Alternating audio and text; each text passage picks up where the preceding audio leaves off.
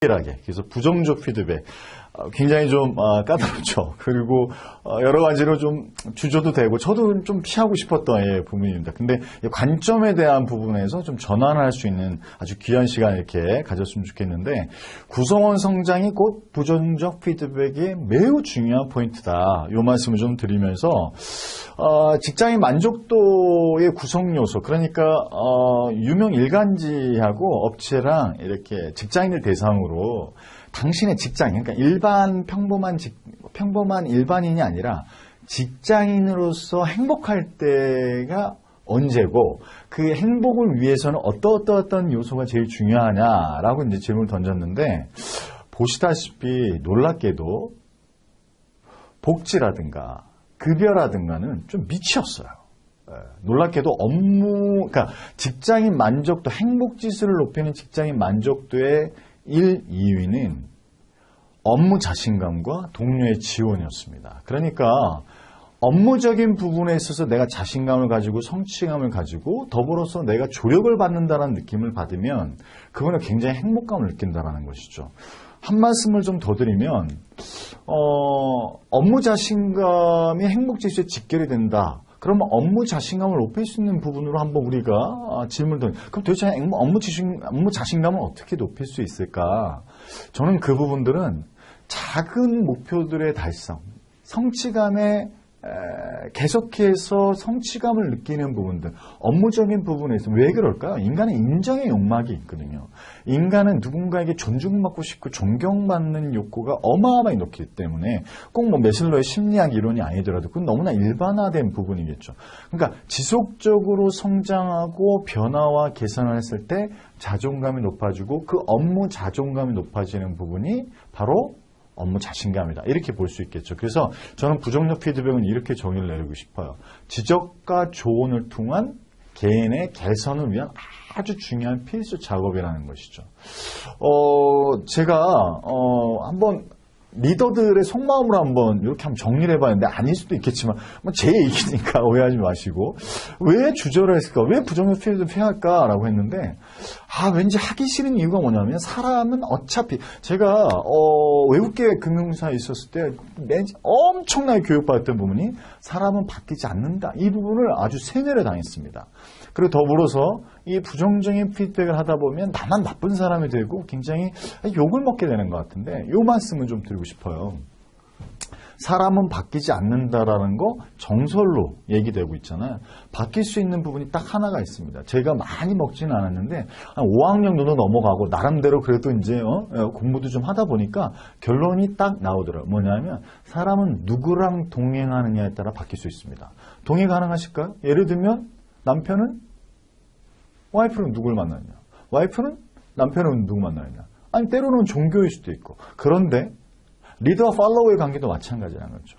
저는 개인적으로 어떤 리더를 만나느냐에 따라서 제가 엄청나게 변한 부분들을 많이 경험을 했습니다. 물론 그 당시에는 너무나 믿고 너무나 했었지만 사실은 뒤돌아보면 제 몸에 기억을 하고 있더라는 거죠. 자, 그러면 리더들의 속마음 말고 한번 구성원들의 속마음 한번 들어볼까요? 첫 번째, 잔소리를 느낀다는 겁니다. 그리고 뭐죠?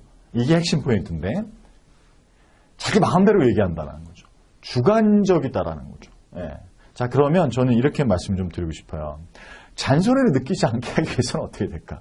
앞차시에서 말씀드렸지만 자기 마음대로 말하지 말아야 되는데, 그 부분이 되려면 뭐냐면 객관성을 유지할 수 있는 보편타당한 근거가 있어야 되죠.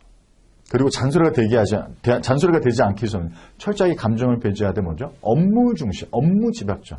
자, 그런데 이 부정적 피드백이 얼마나 유의미한지 제 개인 사례로 말씀드려요. 인생은 아무도 모르지 않습니까? 그렇죠? 저도 이렇게 강의라는 일을 할 줄 알아요. 그래서 제가 어떤 예시를 듣까 하다가 다른 타사 얘기도 좀 그렇고, 제가 예전에 증권회사 얘기하기도 제 얘기를 들어드릴게요.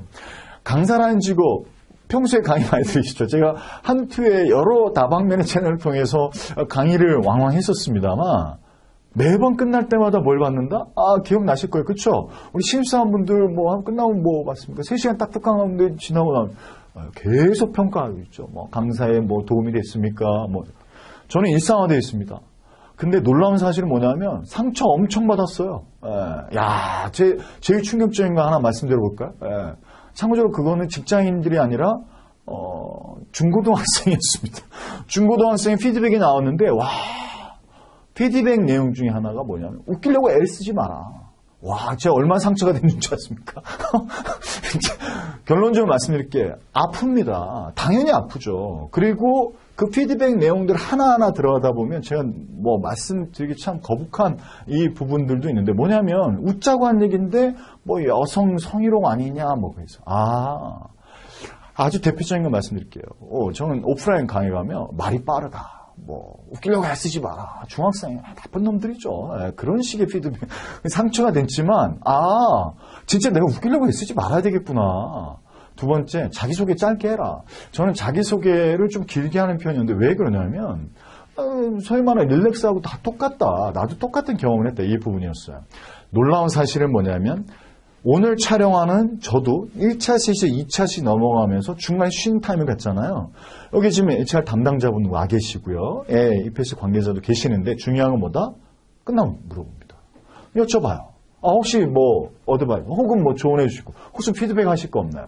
중요한 사실은 뭐냐면 기업의 성장은 기업이 놀라운 성공에 뿌리 들어가면 고객의 컴플레인이었다는 겁니다. 고객의 불만이 소위 말하면 기업의 성장이었죠. 그럼 직원의 성장은 뭐냐라는 거예요. 직원의 성장. 리더의 지적과 조언입니다. 이 리더가 어떤 조언과 지적을 통해서 개인적으로 성장해야 한다는 거죠. 적어도 저는 그런 맥락에서 본다라고 하면